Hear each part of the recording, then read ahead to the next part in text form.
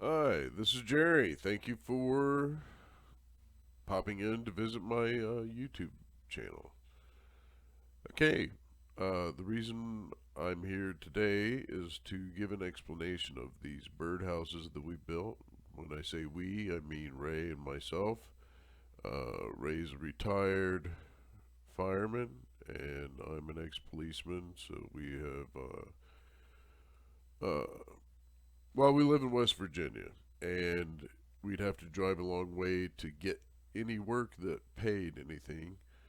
And with the gas prices today, it's just disparaging to even contemplate leaving the house unless you drive an electric car, which I can only assume is fabulous. All right, so these birdhouses are uh, wood spirit birdhouses. Okay, the wood spirit is drawn out with pencil because I found out that marker sinks too much into the wood. Now, the wood we've used is all rescue wood, and these faces are, in particular, are carved into door jambs. So the wood is very soft, and the boards are laminated. Now, when I say laminated, I don't mean uh, a thin sheet on top of each other like plywood. These are glued together end to end. So you might have a section that's 7 inches, and then it's glued to another piece that might be 10 inches, and then that's glued to another piece uh, end to end.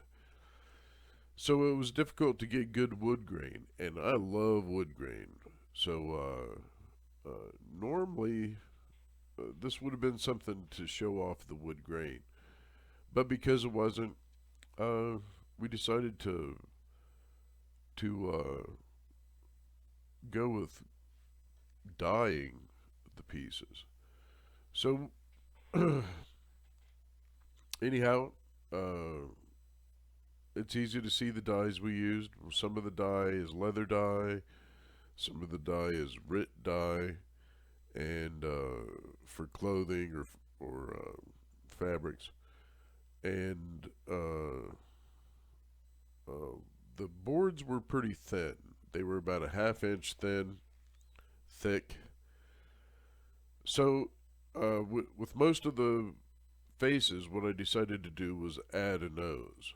And I added a nose by drilling a hole in the nose, putting a wooden dowel in it, and then building up a mixture of indoor outdoor wood glue and sawdust.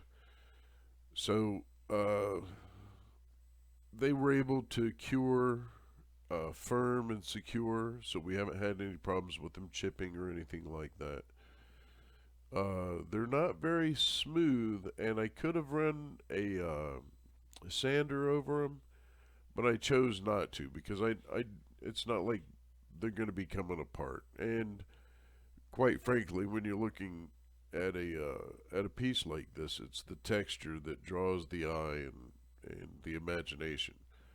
So the noses are all different because they were hand done.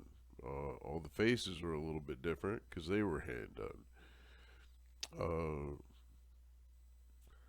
it's a it's an enjoyable hobby to sink my mind into it, and then when I look at trying to sell these pieces, I'm looking at maybe not letting something go that I would normally let go. So we want to make sure that we get the highest quality we could. Now, because the rest of the wood is mostly pallet wood, it's all rescue wood or second chance wood. So it's pallet wood, and every time we wet it with dye, not the faces, but the other stuff, it was a lot thinner, it would cup or warp. So it was difficult to get a house, you know, straight with straight edges. But the cupping and warping kind of worked out because it lends itself to a rustic appearance. And these are definitely interesting pieces. But the construction is wood glue, which I had a piece break because we stepped on it, and it did not break at the seam where it was glued. It broke, the wood actually broke.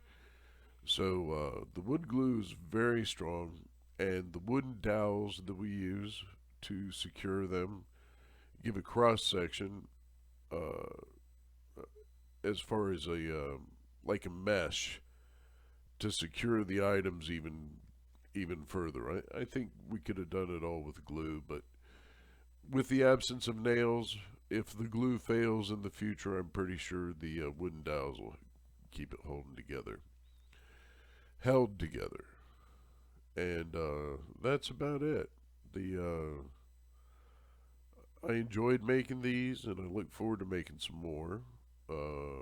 We might branch out into other items, but uh, right now we're trying to sell these on Etsy.